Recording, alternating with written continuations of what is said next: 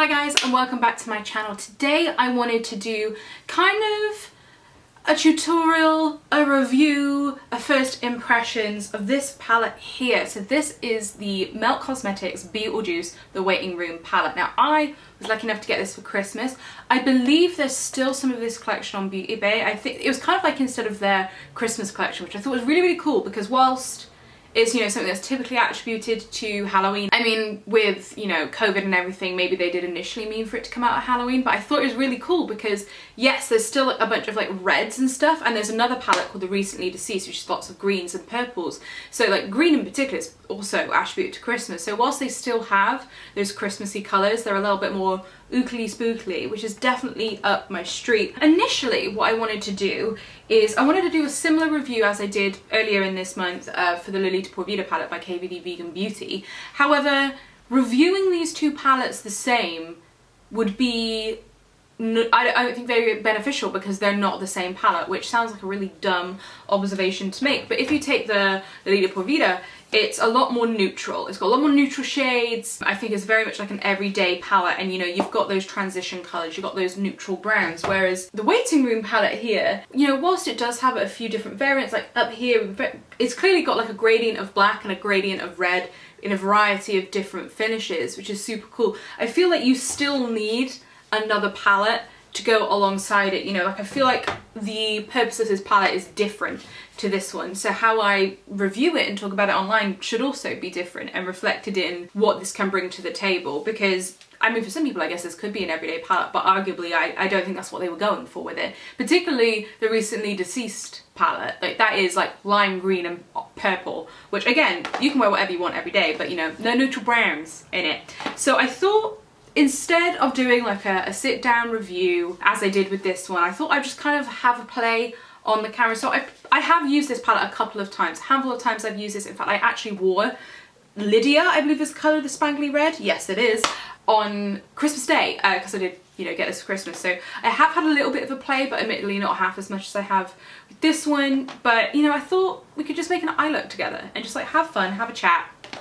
It's the last week of videos every day, so you know, why not just take it easy, man? Just take it easy and chill. Anyway, I am gonna have a drink of water because I'm feeling hoarse right now. And then I'm gonna bring you on in and we can have some fun. Now, isn't that nice and close and personal? The camera's actually really close to me. Usually I zoom in, but I just dragged it forward.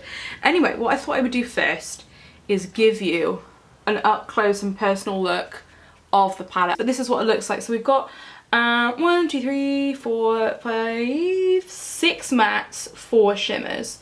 And as I mentioned, you know, we've kind of got a gradient of black to white and then a variety of reds and purples. So this is definitely up my street. Ooh, one thing I do need to mention, again, this was my error. This palette is cruelty free, but it's not vegan. I don't know why I thought it was, but when I got the box, it says it's got carmine in, just for reference. But that was me not reading, and I'd already used it and asked for it for Christmas, so I'm going to continue to use it. But yeah, this is what it looks like. So I have played about with the silver here, Juno, and Lydia here. I think Lydia is definitely one of those hero shades.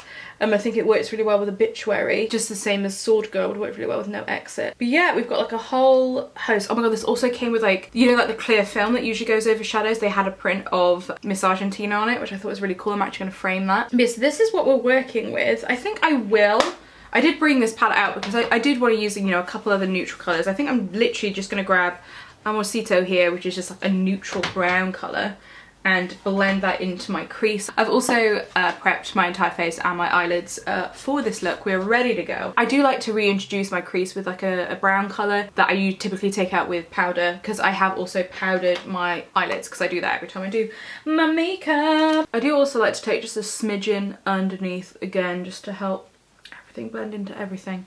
So now we're all good to go. Oh, I really don't know where to go with this, you know. As I said, I've played with the reds because they're definitely my favourite. I used, yeah, Juno, but you know what? I really like Dante's Inferno. Ooh, do you know what? I think I've been sleeping on Dante's Inferno. Oh my god, that colour's so nice. It's like this burnt Dante's Inferno, right? Orangey colour. Okay, alright. Okay, I think we're doing a look with that one. I think that's going to be the hero shade that we're going with today. Oh my god, I should have brought already a muck. Do you know what? Fuck it, let's party. I might go for Dante's Inferno and Sword Girl. Okie dokie. So what I'm gonna do is, I think, start with a little bit of Obituary. I'm gonna pop that in the crease because I do like to start with a matte colour in the crease. So what I do is I use a finer, fluffy brush to apply that into the crease and under the eyes. And then I think I will have Dante's Inferno on the outskirts and then Sword Girl on the middle. On the end into the thing, and I might even put a little bit of Juno / Sandworm in there. So I'm just taking like literally a fine, quite a fine but still fluffy brush, and I'm gonna go into Obituary. See, I have worn Obituary before and I think it looks a lot more red in the palette than it actually is. It definitely has quite a lot of like maroon brown to it, which is not a problem. Should I zoom even further? Do you want to see even closer? Woohoo! There we go. There we go. You know I'm going to be putting eyeliner on. We all know that that's what's going to be happening. You should see my arms. They're like crossed like this. Completely and utterly cat-handed. So there we have it. We've got a little bit of a base going on. Which, do you know what? I actually quite like that blended out. But I think I'm just going to use my fingers, honestly. These type of sheeny, shiny shadows, I just think they just work best with a finger. Just shove your finger in it. So yeah, I'm going to take my ring finger into Dante's Inferno and I'm going to work it about halfway, on the lid about halfway. Do you know what, this is the first time that I have used Melt Cosmetics. I know they're quite famous for their sort of stackable palettes. If it gets rid of any of the sparkle, we can easily put more on. And then I'm going to take my middle finger into Sword Girl. So those colours go as well as I thought they did. Interesting. But this is why you have a play, you know. I honestly think mascara and liner hides a multitude of sins. I am then going to get back into Dante. I will then take Dante over Sword Girl. Oh, and that's really bringing out the orange in it. Do you know what I might do? I know I said I wasn't going to go into Lydia. I might shove a bit of Lydia in the middle where they join. Just down the bottom here, like in the centre of the eye. Oh, it's coming together. It is coming together. See, the base of Dante's Inferno is quite dark. Oh my god, this is the most emo thing I think I've done in a long time. Did you watch my Halloween vlog? I don't think I've done emo makeup like this since then. This is where the fear sets in. I find that when you're like, oh wait, what's happening? What I might do is take a brush, wet it and dip it into Dante's Inferno to see if we can really get that oranged pop. Because once I'm blending it out, you're really left with that sort of brown base, which is fine. But I want them sparkles. Oh my god. Oh, I think this is going to be a fabulous idea. Because in the palette, it's looking very orange. At the moment, I look like I've been set on fire in The Sims. I appreciate that. But I have a vision. I have a vision.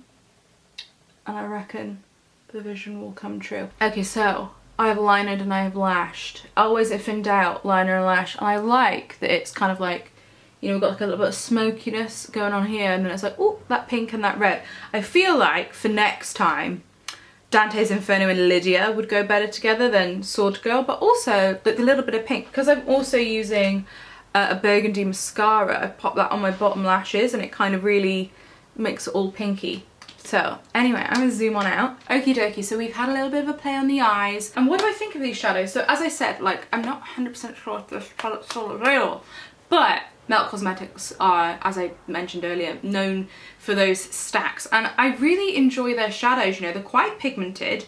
They're not a game when it comes to that, but they do blend. I think sometimes, you know, when something's really highly pigmented, you can have the issue of blendability, and I would rather have something a little less pigmented and to be able to blend it, because then I can just, you know, add some more. Whereas, you know, sort of if you're stuck with a blob, it's not an issue. I enjoyed the mattes. I've enjoyed the mattes when I've used them. But anyway, had a bit of fun, and I will continue to use this and let you know how I feel about it. Overall, I think the shadows are really good quality.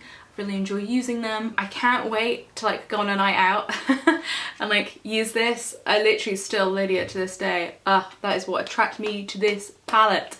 Anyway, as I said, kind of a tutorial, kind of having a play. Thought I'd shove the camera on and have a chat. So I hope you've enjoyed this video. If you'd like to see any other eyeshadow looks or what have you from me, do let me know, because I do like to have a play with eyeshadow. But yeah, if not, I shall see you tomorrow. Bye!